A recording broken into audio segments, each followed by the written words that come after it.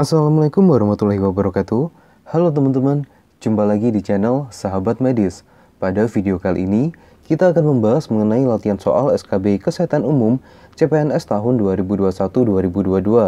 Dengan materi pembahasannya adalah tentang analisa Undang-Undang Kesehatan nomor 36 tahun 2009, di mana materi ini adalah salah satu materi yang diujikan di ujian SKB tahun sebelumnya, dan kemungkinan besar akan diujikan lagi pada ujian SKB tahun ini. Karena itu, buat teman-teman semua, tonton terus video ini sampai selesai ya.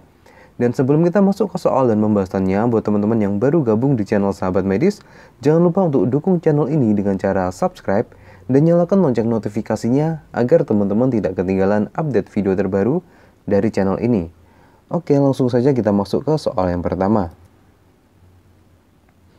Nyonya Y, 57 tahun dengan hipertensi, berobat ke Puskesmas Maju Jaya.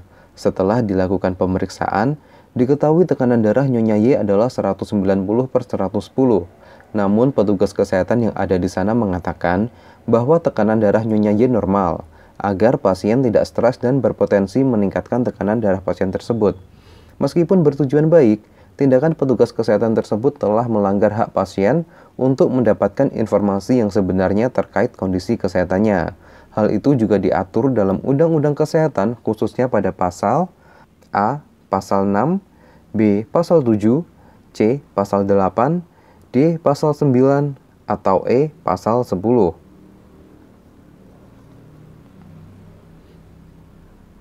Jawaban yang tepat adalah C. Pasal 8. Berikut ini adalah penjelasan terkait hak pasien menurut Undang-Undang Kesehatan nomor 36 tahun 2009. Yang pertama pasal keempat, yaitu setiap orang berhak atas kesehatan. Kemudian pasal kelima, setiap orang mempunyai hak yang sama dalam memperoleh akses atas sumber daya di bidang kesehatan.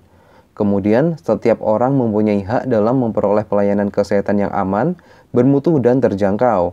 Lalu setiap orang berhak secara mandiri dan bertanggung jawab menentukan sendiri pelayanan kesehatan yang diperlukan bagi dirinya. Kemudian pasal 6, setiap orang berhak mendapatkan lingkungan yang sehat bagi pencapaian derajat kesehatan. Lalu pasal ke-7, setiap orang berhak untuk mendapatkan informasi dan edukasi tentang kesehatan yang seimbang dan bertanggung jawab.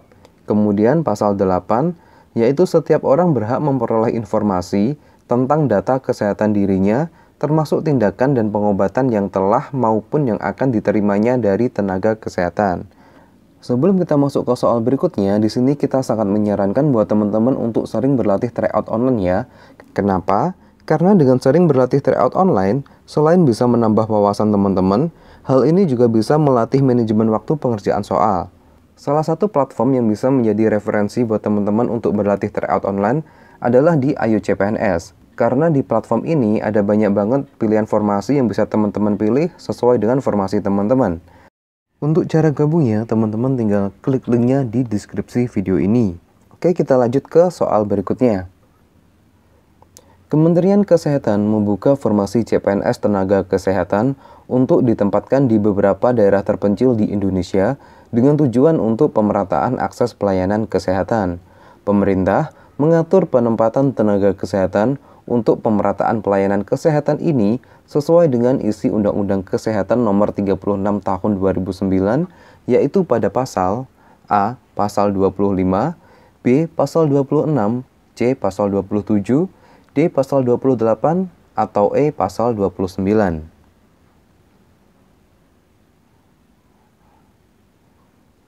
Jawaban yang tepat adalah B. Pasal ke-26. Untuk soal ini pada tahun kemarin juga sempat keluar ya teman-teman, jadi usahakan teman-teman menghafalkan pasal-pasal yang kita bahas di video kali ini. Pada pasal 26 terdiri dari 5 ayat, yaitu yang pertama, pemerintah mengatur penempatan tenaga kesehatan untuk pemerataan pelayanan kesehatan. Kedua, pemerintah daerah dapat mengadakan dan mendayagunakan tenaga kesehatan sesuai dengan kebutuhan daerahnya. Kemudian ayat yang ketiga, pengadaan dan pendayagunaan tenaga kesehatan sebagaimana dimaksud pada ayat 2 dilakukan dengan memperhatikan jenis pelayanan kesehatan yang dibutuhkan masyarakat, jumlah sarana pelayanan kesehatan, dan jumlah tenaga kesehatan sesuai dengan beban kerja pelayanan kesehatan yang ada. Lalu pasal yang keempat, Menempatkan tenaga kesehatan sebagaimana dimaksud pada ayat 1 dilakukan dengan tetap memperhatikan hak tenaga kesehatan dan hak masyarakat untuk mendapatkan pelayanan kesehatan yang merata. Dan ayat yang kelima, ketentuan lebih lanjut mengenai penempatan tenaga kesehatan diatur dalam peraturan pemerintah. Kita lanjut ke soal berikutnya. Saudara A, 24 tahun, datang ke IGD rumah sakit untuk berobat akibat kecelakaan. Setelah dilakukan pemeriksaan, diketahui tekanan darah 110/80, nadi 92 kali per menit, pernafasan 22 kali per menit, dan suhu 37,2 derajat Celcius. Pasien mengalami luka lecet pada lengan kanan dan luka robek pada kaki kanan. Petugas kesehatan menjelaskan untuk mempercepat penyembuhan pasien harus dilakukan tindakan jahit luka. Akan tetapi pasien menolak tindakan tersebut meskipun sudah dilakukan edukasi oleh tim kesehatan. Kemudian pasien diminta menandatangani surat keterangan penolakan pemberian tindakan medis.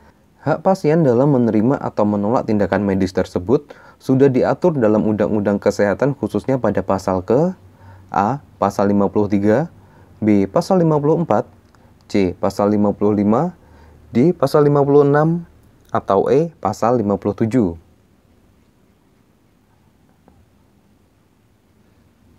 Dan jawaban yang paling tepat adalah D. Pasal 56. Berikut ini adalah isi dari Pasal 56 Undang-Undang Kesehatan Nomor 36 Tahun 2009. Yang pertama, setiap orang berhak menerima atau menolak sebagian atau seluruh tindakan pertolongan yang akan diberikan kepadanya setelah menerima dan memahami informasi mengenai tindakan tersebut secara lengkap. Kemudian yang kedua, hak menerima atau menolak sebagaimana dimaksud pada ayat 1 tidak berlaku pada penderita penyakit yang penyakitnya dapat secara cepat menular ke dalam masyarakat yang luas. Kemudian keadaan seseorang yang tidak sadarkan diri atau pasien dengan gangguan mental berat. Kemudian ayat yang ketiga, ketentuan mengenai hak menerima dan menolak sebagaimana dimaksud pada ayat 1 diatur sesuai dengan ketentuan peraturan perundang-undangan. Kita lanjut ke soal berikutnya. Nyonya K, usia 39 tahun, datang ke poli jantung rumah sakit untuk memeriksakan kondisi kesehatannya yang sebelumnya terdiagnosa hipertensi dan penyakit jantung koroner. Ketika dilakukan anamnesa, Nyonya K mengatakan sedang hamil 4 minggu. Dari hasil pemeriksaan yang dilakukan, dokter mengatakan bahwa kondisi kesehatan Nyonya K sangat tidak disarankan untuk hamil lagi, karena hal itu sangat beresiko dengan sakit yang diderita saat ini. Meskipun aborsi dilarang, tetapi diperbolehkan pada kondisi-kondisi tertentu, seperti kondisi mengancam nyawa ibu dan janin.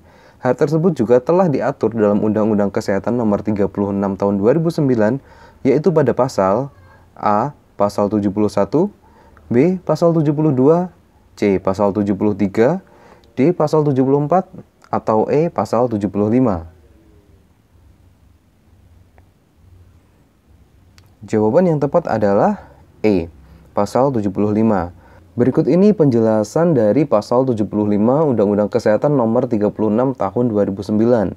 Yang pertama, setiap orang dilarang melakukan aborsi. Kemudian kedua, larangan sebagaimana dimaksud pada ayat 1 dapat dikecualikan berdasarkan A. Indikasi kedaruratan medis yang dideteksi sejak usia dini kehamilan, baik yang mengancam nyawa ibu dan atau janin yang menderita penyakit genetik berat dan atau cacat bawaan maupun yang tidak dapat diperbaiki sehingga menyulitkan bayi tersebut hidup di luar kandungan, atau kehamilan akibat perkosaan yang dapat menyebabkan trauma psikologis bagi korban perkosaan. Kemudian ayat yang ketiga, tindakan sebagaimana dimaksud pada ayat 2 hanya dapat dilakukan setelah melalui konseling dan atau penasehatan pratindakan dan diakhiri dengan konseling pasca tindakan yang dilakukan oleh konselor yang berkompeten dan berwenang. Kemudian ayat yang terakhir, ketentuan lebih lanjut mengenai indikasi kedaruratan medis dan perkosaan sebagaimana dimaksud pada ayat 2 dan ayat 3 diatur dengan peraturan pemerintah. Kita lanjut ke soal berikutnya. Upaya kesehatan jiwa ditujukan untuk menjamin setiap orang dapat menikmati kehidupan kejiwaan yang sehat, bebas dari ketakutan, tekanan, dan gangguan lain yang dapat mengganggu kesehatan jiwa. Upaya kesehatan jiwa ini diatur dalam Undang-Undang Kesehatan khususnya pada bab ke A. Bab ke-5, B. Bab ke-6, C. Bab ke-7, D. Bab ke-8, atau E. Bab ke-9. Jawaban yang tepat adalah E, bab ke-9. Berikut ini adalah penjelasannya. Pada bab kelima mengatur tentang sumber daya bidang kesehatan, yaitu pada pasal 21 sampai dengan pasal 45. Kemudian bab 6 mengatur tentang upaya kesehatan, yaitu pada pasal 46 sampai dengan pasal 125. Kemudian bab ke-7 mengatur kesehatan ibu, bayi, anak, remaja, lanjut usia, dan penyandang cacat, yaitu pada pasal 126 sampai dengan pasal 140. Bab 8 mengatur tentang gizi dari pasal 141 sampai dengan 143, dan bab ke-9 mengatur tentang kesehatan jiwa, yaitu pada pasal 144 sampai dengan pasal 151. Oke, sementara cukup sekian untuk video kali ini. Semoga video singkat ini bisa bermanfaat dan semua teman-teman di channel ini bisa lolos menjadi ASN tahun 2021. Wassalamualaikum warahmatullahi wabarakatuh. Sampai jumpa di video berikutnya.